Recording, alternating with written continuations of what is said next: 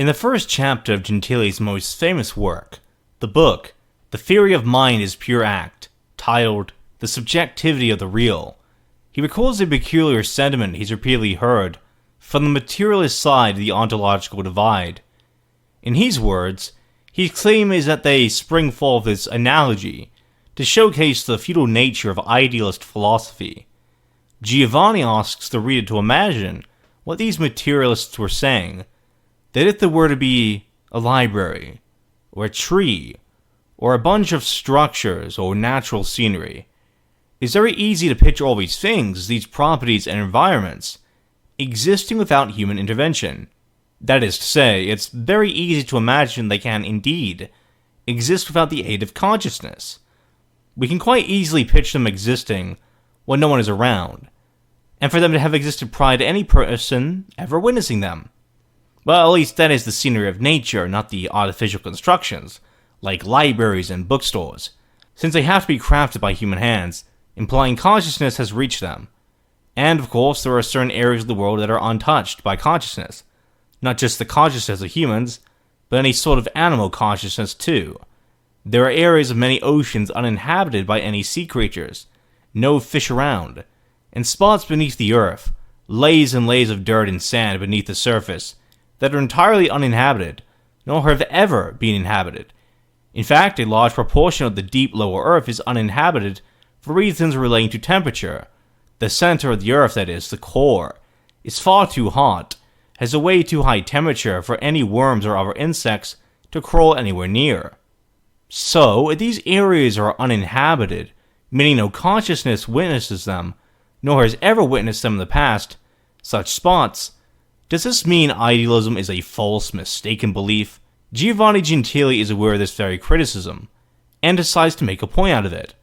Yes, he acknowledges it is very possible to imagine all these very things without the necessity of consciousness in their creation or subsistence. However, he states, the fundamental distinction is that one needs to imagine not imagining these things to begin with. The very fact that someone is imagining something is already evidence that imagination is needed in the formation of such ideas. It is possible by definition to not imagine a thing, and therefore use that reality as evidence that not imagining a thing proves it can still exist. Imagining not imagining something is still imagining that thing. And people do it all the time. People speculate on what something will look like prior to coming into contact with it, what a location, a place will appear like visually before entering into its domain. Gentile references something an earlier idealist metaphysician had said on the matter, that being George Berkeley, a British idealist who responded to the same materialist objection. Berkeley, with his clear insight, remarked that there is surely nothing easier than to imagine trees in a park or boxes existing in a closet, and nobody being by to receive them. But in such case, all that we do is to frame in our minds certain ideas, which are called books and trees, and at the same time admit to frame the idea of anyone who may perceive them. Both Gentile and Berkeley agree that this is what I'll dub the Materialist Contradiction. It is the tendency to use consciousness as a concept in an attempt to disprove its validity. Notably, in this case, the materialist objection to a mind-generated reality is that it's possible to picture people not picturing things. This requires the ability that is consciousness in the first place. It is thus a self-refuting sentiment. Even if one isn't presently standing by a park or a closet of books or any natural scenery, like a forest or a waterfall, the fact that the perceiving subject is still aware of these things, these elements of earth, it testifies to the fact that the consciousness of an entire crowd, not merely the consciousness of any singular individual, can create such phenomena. Additionally, Gentile doesn't seek to impose any metaphysical variant that can be deemed individualistic idealism. Actual idealism is in contrast to what is best referred to as Solipsism. Solipsism. I really hate that word. I gotta say the whole Solipsism. I guess the whole thing, it just doesn't ride off the tongue there very well. The belief that only a single consciousness exists.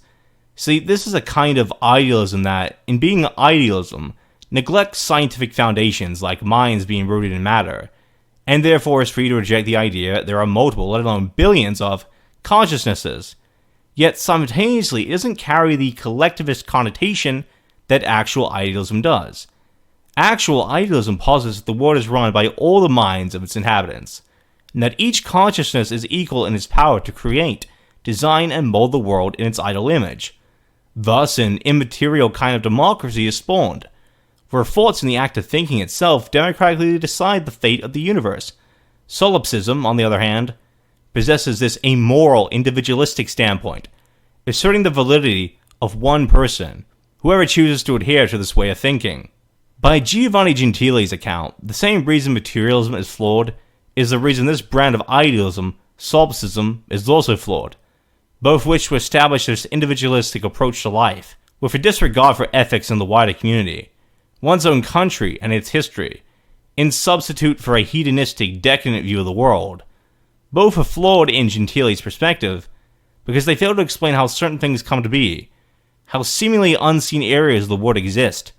The belief in one consciousness, as with the belief that consciousness doesn't influence the planet, both deny the primacy of the mind, of thinking itself, denying the impact each consciousness plays in turning the gears that comprise the universal ghost. If only one consciousness exists, then how can we explain all the facts of life unseen, all the areas uninhabited, all the evidence of carbon dating which predate human consciousness?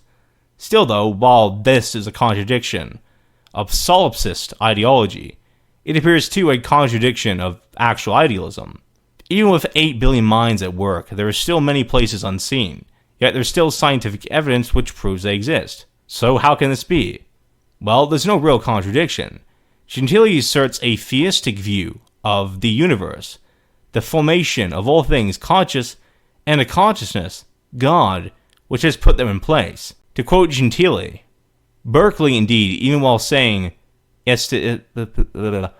making reality coincide with perception, distinguished between the thought which actually thinks the world and the absolute eternal thought, which transcends single minds and makes the development of single minds possible.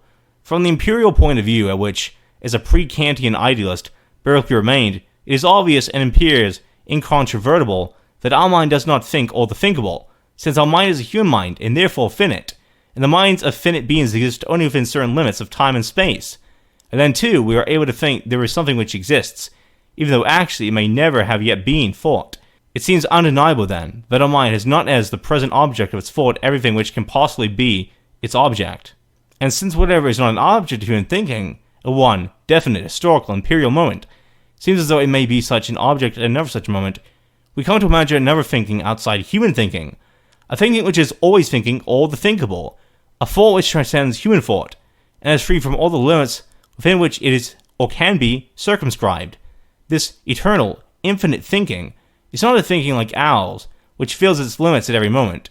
It is God's thinking. God, therefore, is the condition which makes it possible to think man's. The theism-based explanation serves to justify as a consciousness-generated fact the parts of the world where no material beings appear present, something that is wholly immaterial and sustained only by thought. That is, the thought of God. Just as God was a consciousness that existed before our consciousness, he today still exists to think all that which exists external to our limited cognitive abilities. If we have a degree of consciousness more intense and impactful than the consciousness of, say, an ant, or a caterpillar, or even a wolf, then it reasons God is, at least, a quadrillion orders above our own perception, in terms of strength and reach. The solipsist point of view has no answer to this dilemma. It cannot explain how, in a world that's not determined by matter, but by mind, the facts which are outside of one's own mind. Actual idealism can, however, because even though everything is within some mind, it's not merely one mind.